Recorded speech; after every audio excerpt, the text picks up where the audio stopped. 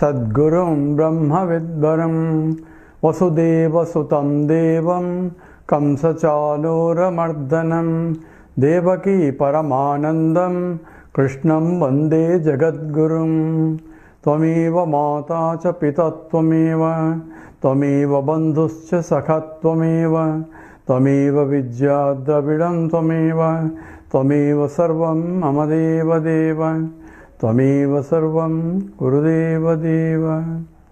Hari Om. We just completed the chapter 8 of the Ashtavakra Gita, where Ashtavakra gives in general what's the fundamental problem in terms of bondage and how one can get liberated. The problem is centered on ahankara and mamakara, where ahankara is I am this and mamakara is this is mine. So these are the two problems. I am this comes whence I am this is mine. This body is mine, but I am the body.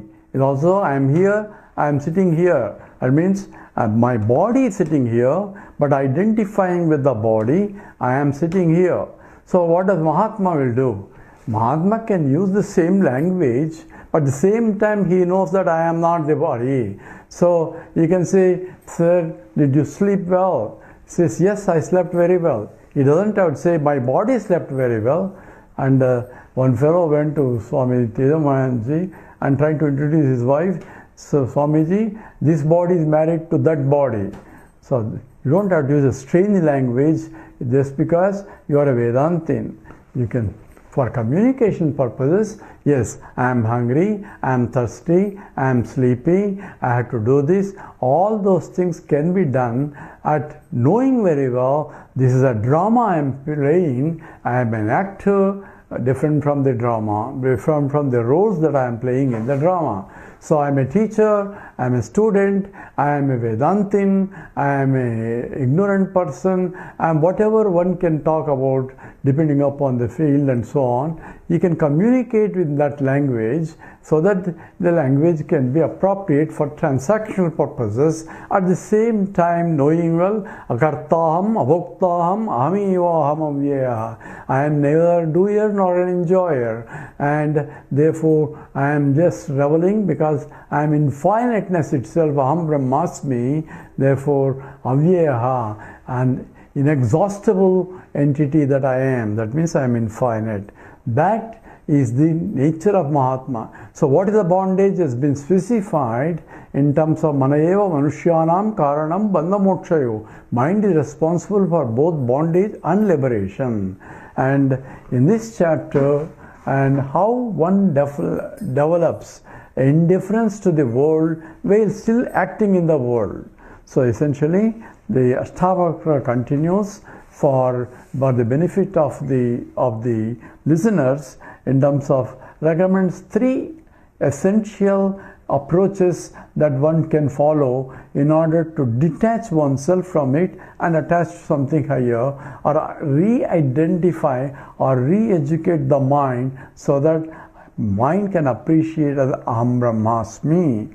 So these 3-fold effort for realization for the seeker is been recommended by the sage Ashtavakra. One is being indifferent to everything. It can be positive things that come in which are favorable or unfavorable. Be indifferent. Oh, if the happiness coming, it's okay because it's going to go.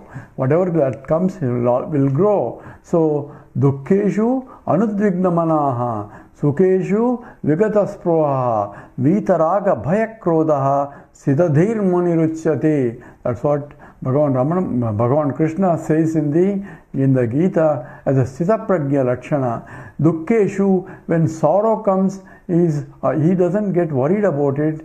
Yes, it's coming. Because of due to prarabdha, the mind, the body, mind, intellect has to undergo. So just because one is Mahatma, things will still come. So the Paramahamsa Ramakrishna had a throat cancer, and Ramana Maharshi has a problem with the hand. So every Mahatma was just like suffering like any other jiva from the point of their body, mind, intellect. At the same time, They are not suffering because they know they are not body, mind, intellect. Body, mind, intellect suffers, but they are beyond that.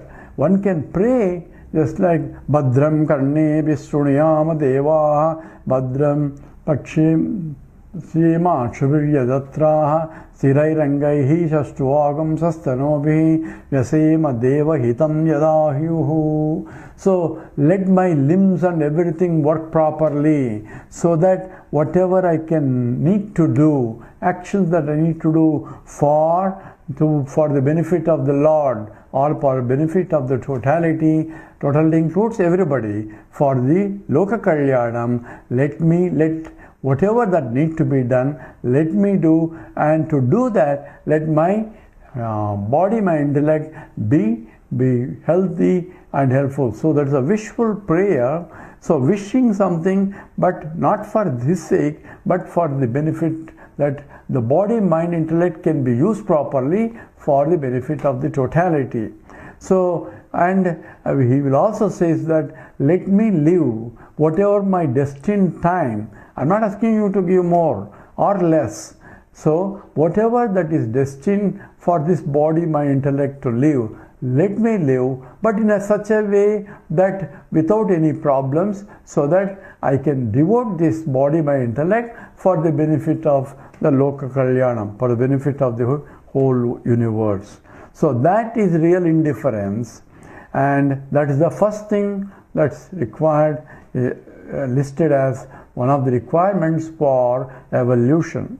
The second one is the attitude of equanimity, and Krishna emphasizes this also, that equanimity is seeing oneness that pervades the plurality. So that is called an analytical mind, synthetic mind. Analytical mind is dividing mind. He analyzes and he classifies, codifies and differentiates, and that is a type of sharp mind, Tishna Buddhi. We want a Sukshma Buddhi that integrates and sees that oneness that pervades everything. That is called Samatvam. That is equanimity. That vision I have to develop. So whether he is an enemy or a friend, I should have an equal vision that in and through everybody, that what is pervading is, either I can say Lord himself is there even in the enemy, and also in the friend. Enemy is behaving in such a way that it is hurting everybody else only because he doesn't know. The mind is ignorant, but the essence, life principle, that because of which the mind is able to act and the equipments are able to act. Now, the way they are acting is propelled by their desires, but that it acts is because of the life, that because of the Lord. So therefore, equanimity is seeing oneness that it pervades everything, and that's what Krishna calls it. And we said that is the Vidya Vinaya Sampanne Brahmane Gavihastini Sunischayava Swapakacha and Panditaha Samadarsanaha. Samadarsanam is equality. Whether it's a scholar who knows everything, Vidya Vinaya Sampanne Panditaha, or it can be a cow or an elephant or a dog or even a dog eater. He has a Panditaha Samadarshanaha. A realized person have the equal vision, and those are the ones that they are Asochan Annasochatvam and Prajnavadam Sabhashase Gadasuna Gadasuncha Panditaha Sochati. Says that they won't cry. So you are crying where there is no reason for you to cry, because the Pandits don't cry. Who is the Pandit? Who has a Samadarshanam, equal vision of all that. Whether it's alive or dead, he is in the sense of there is an existence expressed in the form of a dead body, existence expressed in terms of life, where consciousness is also being expressed because the subtle body is also there. So that understanding is equanimity. So even though a wise person or a dog or something are same, from the point of the oneness that pervades everything, at a superficial level, he still differentiates the Brahmin is different, what respect he has to give to Brahmin, and a cow is different, an elephant is different, and dog is different, and dog eater is different. So difference is only at a superficial level, and at a substantive level, oneness, and a jnani has that vision of equanimity. Or if you don't have it, one has to develop it. How do I develop? One way is seeing yourself everywhere, or at least see the presence of the Lord in everything. That makes the mind, all the negative thoughts will go away. So that becomes a sadhana. And the third discipline that he recommends in this chapter is logical reasoning. So intellectual analysis is required in terms of, or viveka is required in terms of what is real and what is unreal. What is real is that which doesn't undergo any change at any time. So things are changing, the minds are changing, his activities are changing, they're all unreal, and that therefore whether it's an enemy or a friend, from the point of superficial things that keep changing and that's not real, therefore he knows what is real and what is unreal. What is changeless is the very life principle that pulsates in him. That is the real one, and that is the respect for it is samadarshanam. So for that I need to use a viveka. I do not get carried away with the superficial activities and attitudes and actions of all people, because they may act, and they may act like a Rakshasas or they may act like a gods, but that's only at a superficial level. Even in the Rakshasas also, the Lord is pervading. That's what is called Vishwarupa Darshanam, where one side of the Vishwarupa, as the pictures you see, one side are all gods and the other side all the Rakshasas. So that is essentially, one has to use logical reasoning, because it is an intellectual discrimination. Superficially you cannot discriminate. Therefore one has to use a logic that's called viveka, nitya, anitya, vastu viveka. What's temporary and what is permanent in this, and give emphasis to the permanent and deal with the temporary things as required to set. So just because you are a Vedantin, you are seeing oneness that pervades, you don't have to encourage the wrong attitudes and wrong actions of the people. You have to punish it. That's why the great gods, Krishna and all the Puranas, they ruthlessly punish the wicked, and the whole Gita is that's the reason I am taking a birth, because to uplift the good and to punish the wicked, and that way sambhavami yuge way. So I am born again and again. So he himself is taking the role of punishing. At the same time, he knows that everything is him only. So that's where you need a viveka. And all the three are emphasized in this chapter. So we'll start with the 9th chapter. Ashtavakra uvacha kruta krute cha dvandani kruta krute cha dvandani kada shantani kasyava evam nyatveha nirveda evam nyatveha nirvedat bhavatyaga parovrati kruta krute cha dvandvani kada shantani kasyava evam nyatveha nirvedat bhavatyaga parovrati.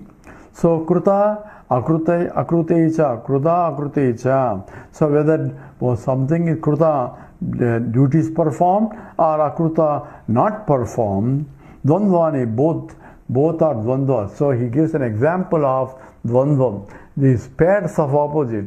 I am a doer, I am not a doer, and I am an enjoyer, I am not an enjoyer. At the same time, sukha dukkha, and whether it's a pleasurable thing or painful thing.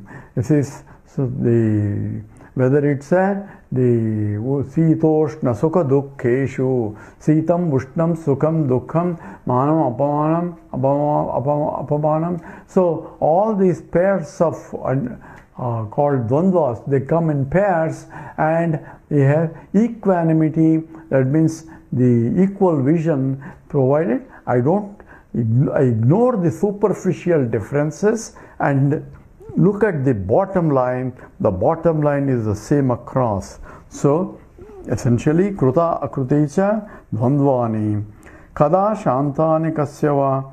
So kada, when shantani, when ended, that means ended means identification with that I am a doer, I am not a doer, or even while doing I recognize that I am a non-doer. That's what how it ends, because action will be going on as long as body, mind, intellect goes on. Nahi kasit kshanamapi jatu tushtasya karma kratu. Not a moment can remain without activity going on. Breathing is going on, eating has to be done, body has to be taken care, and one has to sleep, rest, all those activities going on.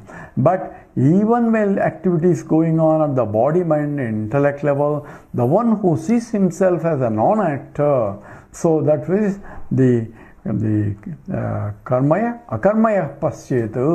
One who sees himself is not a doer, well, doing is going on. It's not he's not doing it from the point of activities, things are going on, and he is doing like anybody else. At the same time, he has to recognize that he is non-doer while doing. So the activities going on. So akarmaya paschyetu, that's what Krishna says. So krutva kruticha dvandvani kada shantani kasyava. So therefore shantani, when there is all other the involved activities are gone, and when ended, then to whom they belong to. One recognizes to whom all this belong. So if I say I am acting now, I am not going to act, that means I am taking the role of a non-actor also. So action can go on at the body, mind, intellect, but kartrutva bhavam is not there.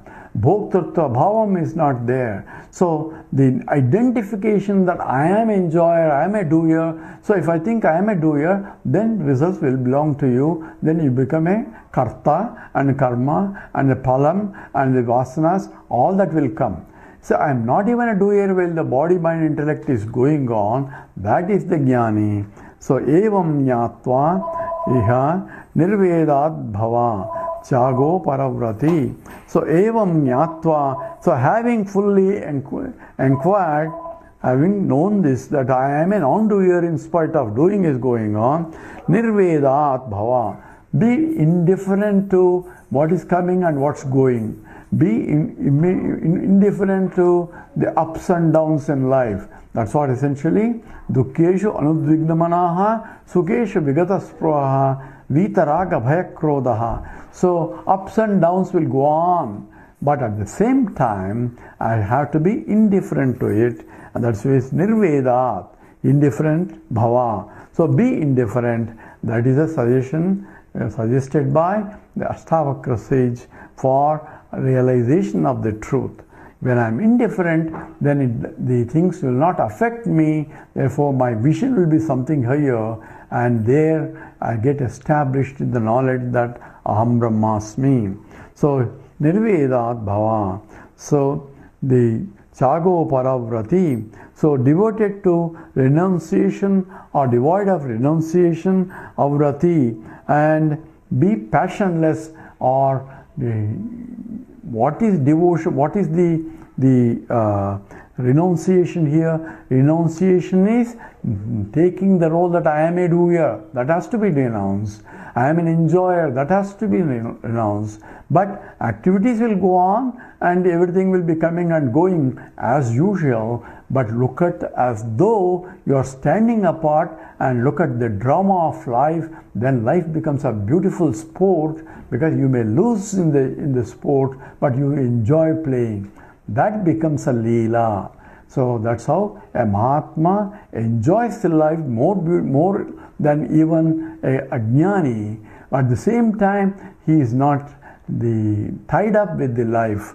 In that sense, he is ready to drop anything. Therefore, the nirvedam, indifferent to everything. So I have seen this with Gurudev Swami Chimanji, as he was operating, so much joyful, everybody thinks that Swamiji loves me so much and so on. But in the next moment, he drops everything, goes to other place, and other people start thinking, but all other people are essentially that he can easily leave and go, whereas people think that, oh, Swamiji was very kind to me, or he loves me more than other people. All these things will only in the minds of the disciple.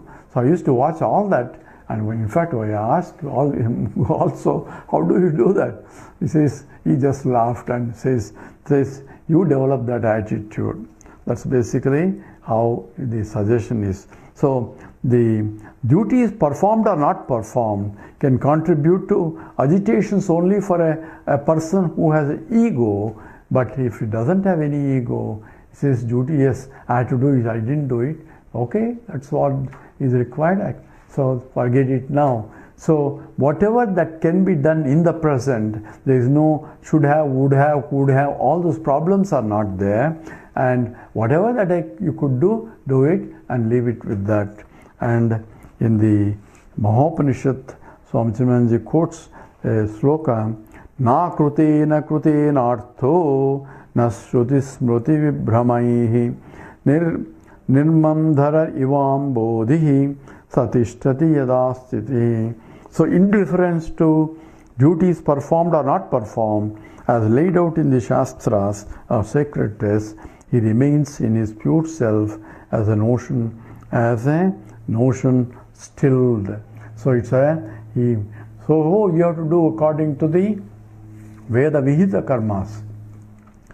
So one who has renounced that I am not the body, mind, intellect, that is real renunciation. So for that sannyasi there is no karmas. So when the people take sannyasa as an ashram not to get to do this, but it's not that. It is renunciation of an attitude that I am this, and I have to do this and all that.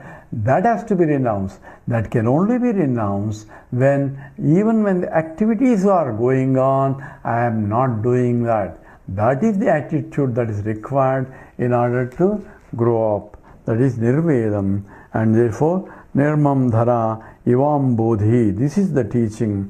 Satishtati yadastitam. The one who has that knowledge, he fully get established in that knowledge. We will do second slogan. Kasya pitata dhanyasya lokacheshtavalokanat jivite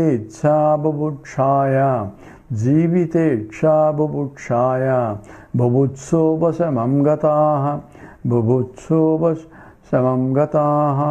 Together. Kasya pitata dhanyasya lokacheshtavalokanat jivite ichha bubutso samam gata. Kasya, as whatever api, who's even, tata, my child, is addressing the Janaka Maharaj as my child. Dhanyasya, be a blessed one. Lokacheshtavalokanat, by observing the activities that's going on in the world. So actions of the men and women and every life is dynamic. Life involves dynamic, and continuously from the morning to the evening activities are going on and people get tired and sleep. So dinayamine sayam pratah shashirabasanto punarayataha kala kridati gachat vayuhu tadapina pinchat ashavayu. So morning and evening and day in and day out, people go on, and seasons come and seasons go, and years come and years go. Ultimately, one has to leave everything. So what has accomplished in that? So what should I do? What needs to be done is beautify the creation to the degree that as the Lord has given capacity or blessings to the particular body, mind, intellect. The body, mind, intellect is capable of doing something for Loka Kalyanam. Engage that body, mind, intellect in that way with complete detachment, because it is service to the Lord. Beautify the creation of the Lord itself, or beautify yourself. Either way, that attitude has to be there. So every Mahatma have been doing or doing that benefits the society at large, and they never sit in one place. And those who are can be meditative because they contemplating on the Loka Kalyanam only. That's why Yogaratova, Bhogaratova, Sangaratova, Sangavihina.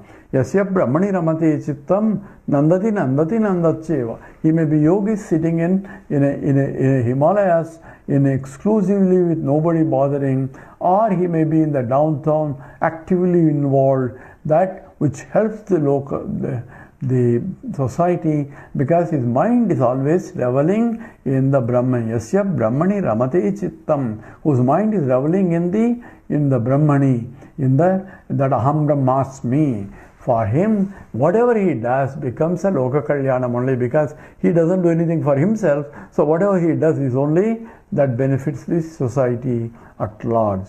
So Kasyapi Tata Dhanyasya Loka Cheshtavalokanat, by looking at the cheshtas of all the activities of all loka, of all the people in the world, then just observe it, be an observer, and jivite ichha, the passion for living, and bubutsa, desire to enjoy, cha, and that hunger to learn and more also, upashamam gatam. This gets distinguished or extinguished and remain in that state. So one is be an observer, be a sakshi of what's happening both at the body, mind and intellect level as well as the entire world. So here it's about avalokana, see that the activities going on in the whole world, and if you can direct them in the proper direction, if there are people to listen, or to the people who are ready to listen, direct their mind to something higher. But even then, that also you watch it, let the particular body, mind, intellect, Mahatma uses that for the benefit of society. That means those who approach him, he guides them in the proper direction, so that the whole universe is uplifted as a result of it. So that's why in the Krishna glorifies the teacher, acharyas, who knows the subject and who transmits the subject to those who have the faith in the subject, not to the one who doesn't have any faith. So the one who has a faith, and faith means those who approach him with a desire to know. Obviously they have the faith and they want to know more. For them, the Mahatma teaches whatever, depending upon their questions or depending upon their levels, he guides them, and that itself becomes a Loka Kalyanam. Because he has the capacity to guide, he becomes a guide. Not that he has to do, but he cannot but do when somebody who is desiring the knowledge comes. That's why Krishna says, Tadvidhi pranipatena pariprasthena sevaya. And then he says, Upadeshamti te jnanam anena. So you approach a teacher with the proper attitude. Then what about the teacher? Teacher cannot but teach, because he doesn't have a choice not to teach. If somebody comes and with an attitude to learn, teacher spontaneously teaches, because that's how he approached his teacher. So he has acharya runa, in the sense that he has an obligation to the teacher, and therefore he has to guide that whoever approaches him with sincerely, that to the best of his knowledge, he has to guide them. If he doesn't have the knowledge, you send him to proper direction if you can. Otherwise say, I'm not the appropriate person for you. You need to seek an appropriate person for your knowledge. So all these things are as a part of the system that goes on. One jnani knows this and enjoys doing it, at the same time reveling in the Aham Brahmasmi. So he says, Jivite Ichha, he has no more desire to live more than what is allotted. So whatever the Lord has allotted, that life, I am not going to ask you more or less, but whatever that, let me use this body, my intellect, for the benefit of the society. So jivite ichha bubutshasa bubutsopasamam kata. He has no more hunger to learn and know, because he has learned yajñatva naparam jneyam, knowing which there is nothing else to know. he may learn to know not for the learning sake of that, so that he can communicate that knowledge to others in such a way that those who want to know also gain the knowledge. So he has known what is absolute truth, there is nothing much about it, but other things of how to present that truth in such a way that helps other sadhakas, that will go on continuously as a part of BMI, and that is what a Mahatma will be doing. So these are we stop here. These are the slokas that the Ashtavakra is trying to emphasize, these three aspects: Nirvedam, how to be indifferent, and at the same time how to be essentially the equanimity and the logical reasoning to be developed. With this we stop. Om Purnamada Purnamidam Purnat Purnamudachyate Purnasya Purnamadaya Purnameva Vasishyase. Om Shanti Shanti Shanti. Harihi Om Sri Gurubhyo Namaha. Hari